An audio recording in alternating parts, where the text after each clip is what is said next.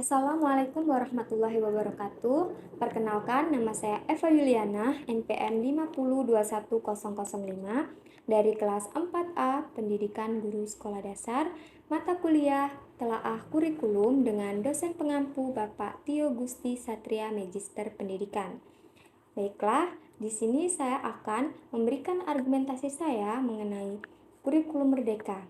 Nah, sebelum masuk ke dalam kurikulum merdeka, alangkah baiknya kita ketahui dulu apa itu kurikulum. Nah, kurikulum merupakan seperangkat atau suatu sistem rencana dan pengaturan mengenai bahan pembelajaran yang dapat dijadikan pedoman dalam aktivitas belajar mengajar. Nah, seperti yang saya lihat dalam sekolah-sekolah sekitar saya, banyak yang menggunakan sebagian banyak yang menggunakan kurikulum K13. Nah, tetapi ada juga yang mungkin menggunakan kurikulum merdeka. Dan menurut saya yang relevan itu dengan menggunakan kurikulum merdeka. Karena apa?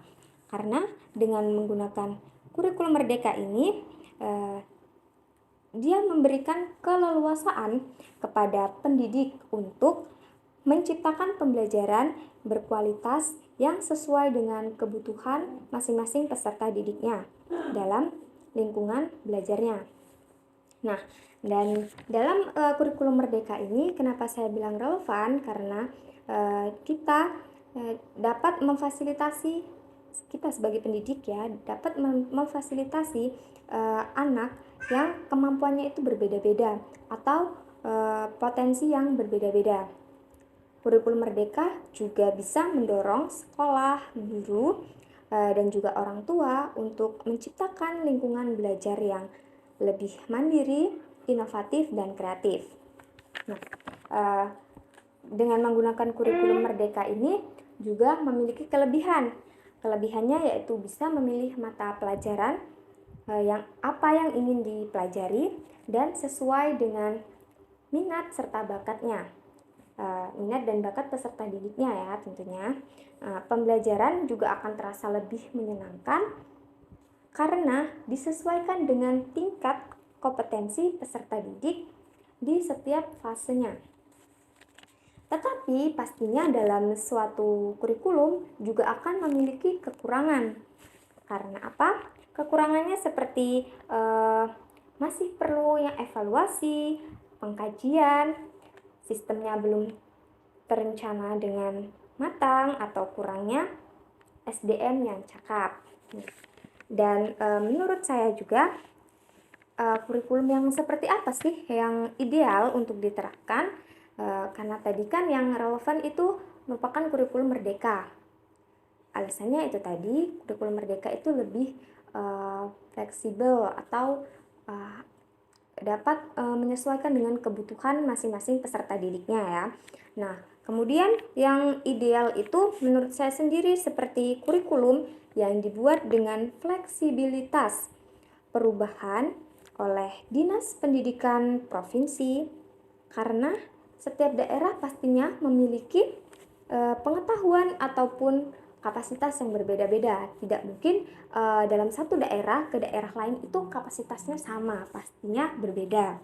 Dan juga pengetahuan yang didapat oleh pendidiknya itu kemungkinan juga berbeda, karena dalam suatu daerah itu orangnya juga pasti berbeda-beda. Maka dari itu kita tidak bisa menyamaratakan, seperti misalkan pada daerah satu itu kapasitasnya baik misalkan seperti itu, atau kapasitasnya itu lebih banyak peserta didiknya.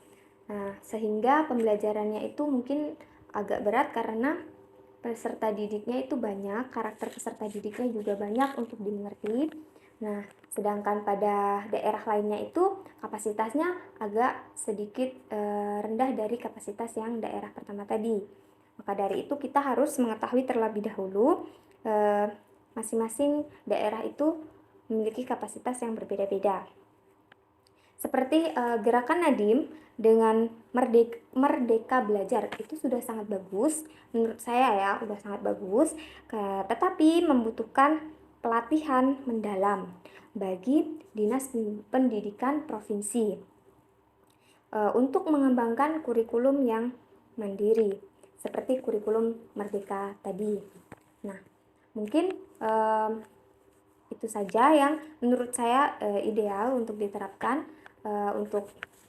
semoga ini membantu kalian dalam memahami suatu kurikulum yang akan diterapkan di sekolah-sekolah yang kalian temui.